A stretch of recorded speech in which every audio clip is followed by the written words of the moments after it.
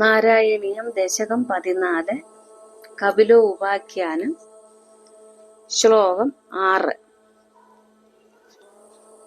മനുനോപഹൃതാം ച ദേവഹൂതീം തരുണീരത്നമവാപ്യ കർദമോസൗ ഭവദർശന നിർവൃതോപി തസ്യാം ദൃഢശുശ്രൂഷണയാ ദദൗ പ്രസാദം.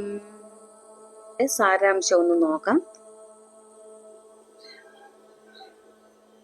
ഈ കർദമനാകട്ടെ മനു ആദരവോടുകൂടി സത്കരിച്ചു ദാനം ചെയ്ത ദേവഹൂതിയെ അഗ്നിസാക്ഷിയായി പാണിഗ്രഹണം ചെയ്തിട്ട് ഭഗവത് ആരാധന കൊണ്ട് സന്തുഷ്ടൻ ആണെങ്കിലും അവളുടെ അചഞ്ചലമായ ഭക്തിയും ശുശ്രൂഷയും കൊണ്ട് അവളോട് പ്രസന്നചിത്തനായി തീർന്നു.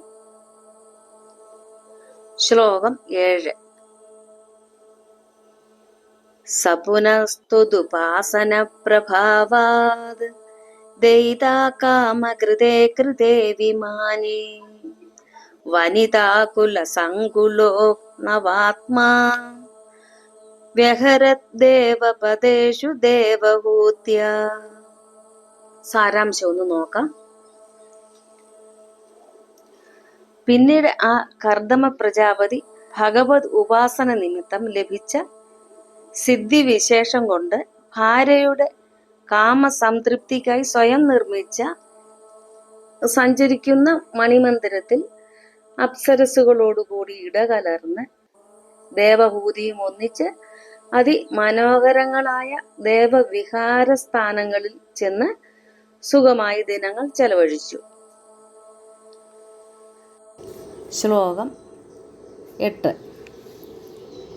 ശതവർഷമധവ്യതീത്യ സോയം നവകന്യാസമവാപ്യ ധന്യരൂപാഃ വനയാനസമുദ്യതോപി കാന്താഹിതകൃത് ത്വജ്ജനനോത്സുകോ ന്യവാൾസീത്. സാരാംശം ഒന്ന് നോക്കാം. അനന്തരം ആ കർദമ പ്രജാപതി 100 വർഷം ദാമ്പത്യ ജീവിത സുഖം അനുഭവിച്ചു കഴിഞ്ഞിട്ട് 9 പുത്രിമാരും ഉണ്ടായി. അനന്തരം അദ്ദേഹം തപസ്സിനായി കാട്ടിൽ പോകാൻ ആഗ്രഹിച്ചു. എങ്കിലും ഭാര്യയുടെ ഹിതം അനുവർത്തിക്കാനും ഭഗവത് അവതാര ദർശനത്തിൽ ഉത്സുകനുമായി കർദമൻ ഭാര്യയും ഒന്നിച്ചു തന്നെ വസിച്ചു. ശ്ലോകം 9.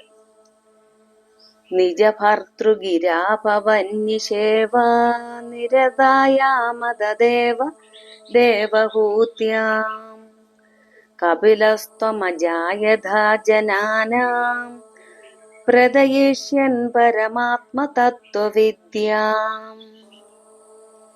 അതിന്റെ സാരാംശം ഒന്ന് നോക്കാം.